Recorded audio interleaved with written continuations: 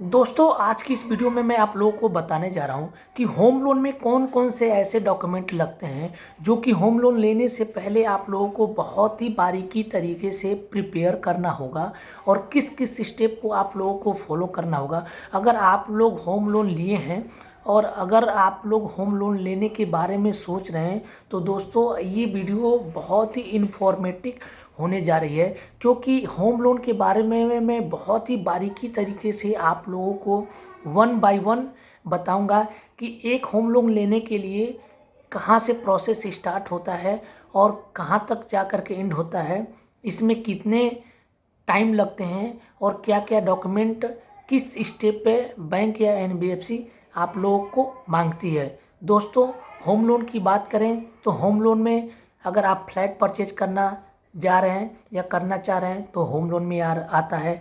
अगर आप कोई प्लॉट परचेज करना चाह रहे हैं तो होम लोन में आता है। कोई प्लॉट परचेज प्लस कंस्ट्रक्शन के बारे में सोच रहे हैं तो भी होम लोन में आता है। कोई आपका होम लोन चल रहा है उस पर रिनोवेशन कराना चाहते हैं तो भी होम लोन में आता है। या आपके पास कोई प्लॉट ऑलरेडी आप लोगों ने ख़रीदा है और उस पर कंस्ट्रक्शन करना चाह रहे हैं तो भी आप लोग होम लोन के बारे में सोच सकते हैं। ये कैटेगरी होम लोन में आती है। कोई सा भी प्लॉट चाहे गवर्नमेंट से ले रहे हैं या प्राइवेट बिल्डर से ले रहे हैं या प्राइवेट कॉलोनी वाले से ले रहे हैं तो ये होम लोन में कंसीडर किया जाता है। कोई सा भी विला खरीदने जा रहे हैं तो होम लोन में आता है। तो दोस्तों आपको क्या क्या डॉक्यूमेंट प्रिकॉशन करके चलना होगा और क्या क्या डॉक्यूमेंट अगर आप प्रिपेयर कर लेते हैं तो होम लोन अप्लाई करने के बाद सीधे आप लोगों के हाथ में जो भी बैंक होगी सैंक्शन लेटर अप्रूवल लेटर थमाएगी। ये आप एक तरीके से लिस्ट ऑफ डॉक्यूमेंट या लिस्ट ऑफ क्वेरी आप समझ लीजिए। जो भी आप लोगों को समझना होगा आप समझ लीजिए। हम आपको बता दे रहे हैं कि किस स्टेप पे और अप्लाई करने से पहले क्या क्या आप लोगों को अपने माइंड में प्रिपेयर कर लेना होगा, तब जा कर के आप लोग कोई सा भी सौदा करने के लिए आगे बढ़िएगा। दोस्तों 3-4 ही कैटेगरी है, plot purchase plus construction, flat purchase, house purchase, individual house purchase.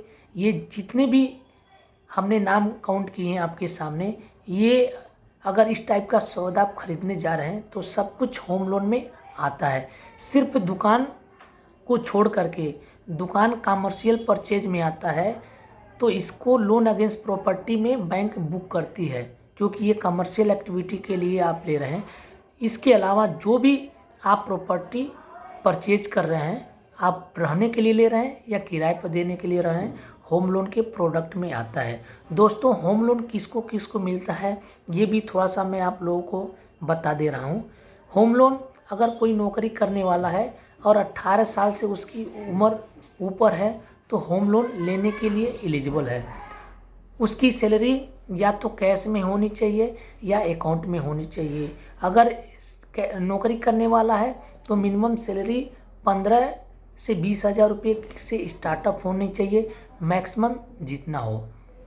दोस्तों वो बंदा चाहे प्रोप्राइटरशिप फर्म के यहाँ काम करता है या पार्टनरशिप फर्म के पास काम करता है या प्राइवेट लिमिटेड कंपनी के यहाँ जॉब करता है या लिमिटेड कंपनी के यहाँ जॉब करता है या LLP limited liability partnership firm के यहाँ काम करता है या गवर्नमेंट का एम्प्लॉई है, अगर वो जॉब करता है और 15 से 20 हज़ार मिनिमम सैलरी है तो वो होम लोन लेने के लिए एलिजिबल होता है। उसके लिए मैं डॉक्यूमेंट भी बताऊंगा। दूसरा, इस कैटेगरी को छोड़ करके जितने भी कैटेगरी होती है, चाहे वो दुकान चलाने वाला हो या कारोबार करने वाला हो या फर्म चलाने वाला हो, चाहे फर्म प्राइवेट हो, एलएलपी हो, प्रोप्राइटरशिप फर्म हो, पान का खोखा हो या रेडी वाला हो, ठेली वाला हो, जितने भी व्यक्ति होते हैं ये बिजनेस में यानी कि बिजनेस की कैटेगरी में आते हैं। लेकिन दोनों लोग एलिजिबल होते हैं होम लोन लेने के लिए।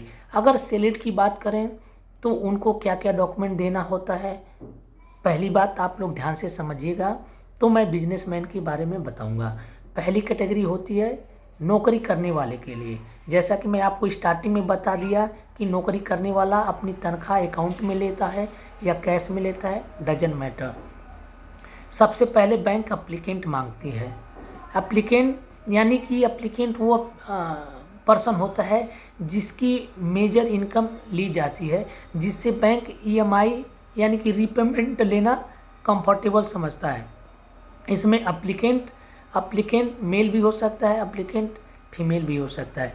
तो अप्लीकेंट का फ़ोटो, पैन कार्ड, आधार कार्ड। इसके अलावा को अप्लीकेंट बैंक मांगती है। को अप्लीकेंट में फादर, मदर, वाइफ, ब्रदर यानी कि जो भी ब्लड रिलेशन होते हैं वो आप को अप्लीकेंट में ऐड हो सकते हैं। उनका डॉक्यूमेंट जो मांगा जाता है पैन कार्ड, आधार कार्ड और फ़ोटो। ये केवाईसी का पार्ट हो गया।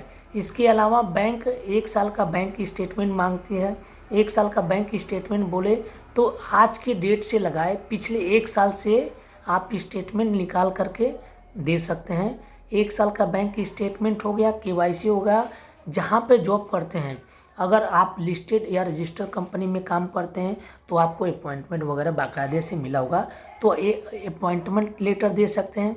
अदरवाइज अगर किसी फर्म के यहाँ काम करते हैं जहाँ पे अपॉइंटमेंट वगैरह का कोई रूल नहीं है, तो उस फर्म से, उस कंपनी के मालिक से एक सिंपल सा लेटर हेड पर लिखवा सकते हैं कि ये व्यक्ति, इनका पता ये है, इनके बाप का नाम है, इस पोस्ट पे हमारे यहाँ इतने सालों से काम करते हैं और ये सैलरी इतने रुपए पाते हैं। अगर कैश में पाते हैं तो बाई कैश लिखवा दीजिए और नीचे 3 महीने का सैलरी ब्रेकअप डलवा दीजिएगा।